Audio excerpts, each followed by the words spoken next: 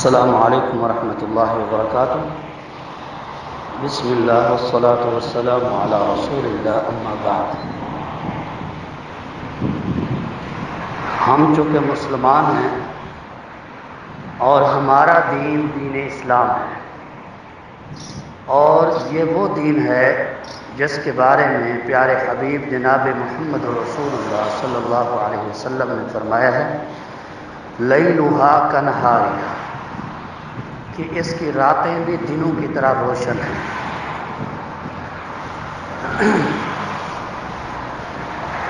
جہاں اسلام اللہ کے ہاں پسندیدہ دین ہے، وہاں دین اسلام کے دشمن بھی مسلمانوں پر، اس اسلام کے ماننے والوں پر کئی طرح سے وار کرتے ہیں، اس دین سے دور رکھنے کے لیے، اس دین سے دور رکھنے کے لیے کئی طرح سے وار کرتے ہیں۔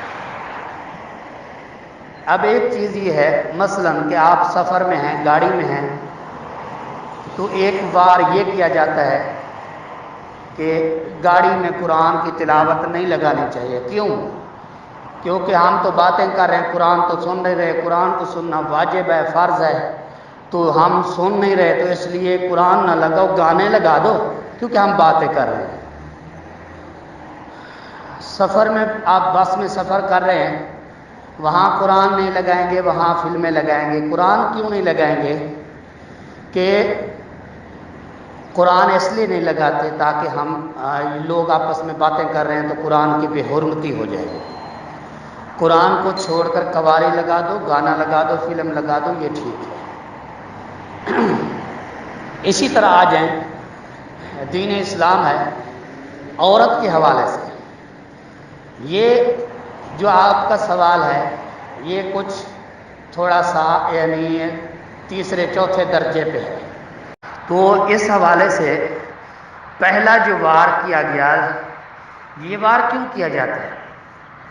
سیدھے سادے مسلمانوں کو دین سے دور رکھنے کے لیے، سیدھے سادے مسلمانوں کو دین سے دور رکھنے کے لیے پہلا وار یہ تھا کہ کوئی بھی عورت غیر محرم سے بات نہیں کر سکتی، اور یہ اس میں اگر ٹارگٹ دیکھیں تو یہی ہے کہ کوئی عورت اپنا دینی مسئلہ کسی عالم سے نہیں پوچھ سکتی، کیونکہ اس کے پاس اس کی آواز چلی جائے گی۔ اب یہاں ایک سوال ہے میری طرف سے، بازار میں عورت جائے مکمل اپنے گھر کی خرید و فروخت کے کر کے لائے، کوئی پرابلم نہیں۔ اس سے آگے عورت دربار پہ چلی جائے، وہاں منتیں مانے، نظریں پوری کرے اور آ جائے، اس میں بھی کوئی حرج نہیں۔ حتیٰ کہ عورت خود ہی کاروبار شروع کر دے، بازار میں ہر آنے جانے والے کو بلائے اور اس سے باتیں کرے، اپنی چیزیں بیچے، کوئی حرج نہیں۔ لیکن سوال کہاں اٹھا؟ یہاں کیوں اٹھا؟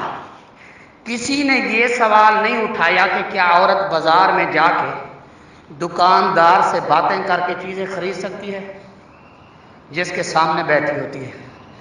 وہاں کوئی بھی سوال نہیں اٹھاتا۔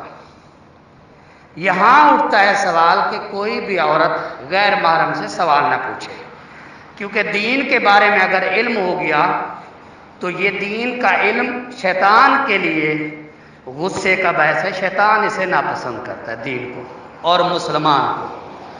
اللہ کو پسند ہے ہر وہ کام جو اللہ کو پسند ہے، اس میں رکاوٹ ڈالنے کے لیے مختلف ہیلے بہانے کیے جاتے ہیں۔ ایک بات پہلی یہی تھی کہ کوئی بات ہی نہ کرے۔ جب باتیں شروع ہوگی، علماء کے فتاوی موجود ہیں اور تاریخ اسلامی موجود ہے، جس میں بعض صحابیات ہیں جو علم حاصل کرنے، جن کے پاس اللہ کے رسول صلی اللہ علیہ وسلم کی حدیث تھی، امہات المومنین ہیں، اور بعض دوسری صحابیات ہیں، اور ان سے آگے روایت کرنے والے صحابہ ہیں، تو سب سے پاکیزہ لوگ تھے وہ، اور دین اسلام ان پر نازل ہوا اللہ کے رسول صلی اللہ علیہ وسلم پر، اور اسی دور میں تو جو حکم نازل ہوا وہ ہمارے لیے بھی تھا، تو ہم نے صرف اپنی مرضی سے اس چیز کو منع کر دیا کہ نہیں ایسا نہیں ہے دین کے معاملے میں۔ دوسری رکاوٹ بن گئی کہ کوئی عورت مسجد میں نہیں جا سکتی، نماز پڑھنے کے لیے جماعت کے ساتھ تو بالکل ہی نہیں جا سکتی، جمعہ کے لیے وہ کسی جگہ کہیں اجازت ہو تو ہو، ورنہ وہ وہاں بھی نہیں جا سکتی، لیکن بازار میں جا سکتی ہے، ہفتے میں 2 چکر کیا 3 چکر بھی لگا سکتی ہے، لیکن مسجد میں نہیں جا سکتی، کیونکہ مسجد میں جانے سے فتنہ پھیلے گا۔ مسجد اللہ کے رسول صلی اللہ علیہ وسلم کا فرمان ہے کہ احب البلاد الی اللہ مساجدها، اللہ کے ہاں پسندیدہ جگہ جو ہے وہ مسجد ہے، وہ ابغض البلاد الی اللہ اسواقها، اور سب سے مبغوض ناپسندیدہ جگہ جو ہے وہ بازار ہے۔ تو جہاں ناپسندیدگی ہے اللہ کی طرف سے وہاں عورتیں جائیں بے روک تو، لیکن مسجد کی طرف نہیں جا سکتی۔ یہاں بھی حدیث رسول اللہ صلی اللہ علیہ وسلم کی، آپ صلی اللہ علیہ وسلم نے فرمایا صحابیات مسجد میں نمازیں پڑھتی تھی، صحابہ کے ساتھ نمازیں پڑھتی تھی، آگے مسجد صفیں مردوں کی، پچھلی صفیں عورتوں کی، یہ ساری چیزیں موجود ہیں۔ احکام صف کے احکام میں آپ دیکھیں، آپ کو صف کے احکام میں یہ بات ملے گی کہ عورتوں کی صفیں جو ہے نا بعد والی وہ اچھی ہیں، اور مردوں کی صفیں آگے والی اچھی ہیں، بہترین ہیں۔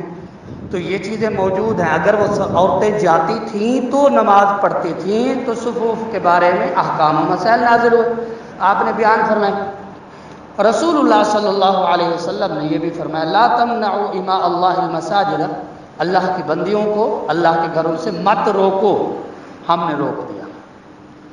یہ دوسرا سٹیپ تھا۔ اس وقت چونکہ سوشل میڈیا کے ذریعے اب معاملہ معاشرہ تب خراب ہوتا ہے جب مسئلے کا علم نہ ہو اور پھر مسئلے کو پوچھا بھی نہ جائے۔ ہر خامند پڑھا لکھا تو نہیں کہ وہ اپنی بیوی کو مسئلے مسائل بتا دے گا۔ اب محرم تو وہی ہوا، اب بیوی کے بھائی بھی پڑھے ہوئے نہ ہوں اور بیوی کا باپ بھی اس کا پڑھا ہوا نہ ہو، تو محرم تو یہ تھے، یا تو وہ اپنے بیٹوں کو صرف پڑھائیں اس لیے کہ ہمارے آپ سے مسئلے پوچھنے ہیں۔ تو جب یہ صورتیں نہیں بنیں گی تو پھر وہ عورت مسئلہ کس سے پوچھے گی؟ بات بھی نہیں کر سکتی، ٹھیک ہے۔ اب یعنی اتنی سختیاں ہو گئی، یہ ہمارے دین کے لیے انہوں نے بنائی ہیں سختیاں جو دین کے دشمن ہیں، دین کے دشمن ہیں، یہ دین کے دوست نہیں ہیں۔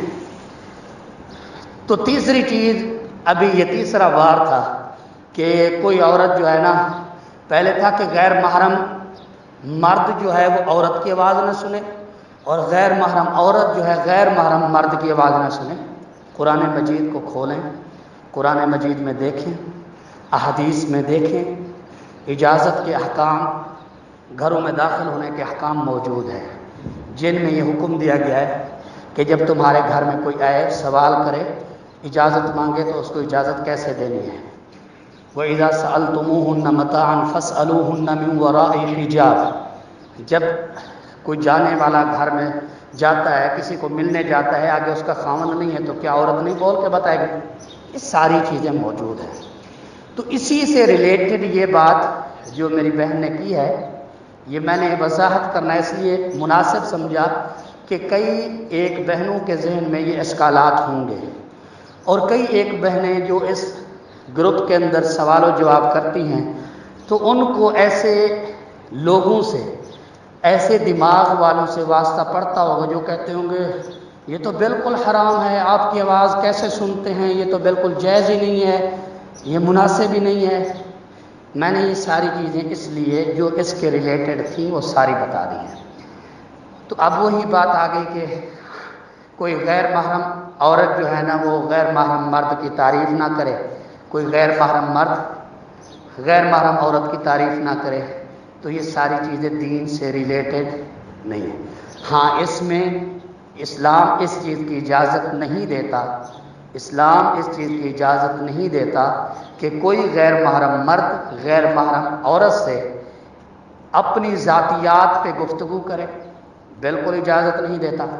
کسی غیر محرم عورت سے اس کے ساتھ تعلق جوڑا جائے، اسلام بالکل اجازت نہیں دیتا، نہ ہی مرد کو اور نہ ہی عورت کو۔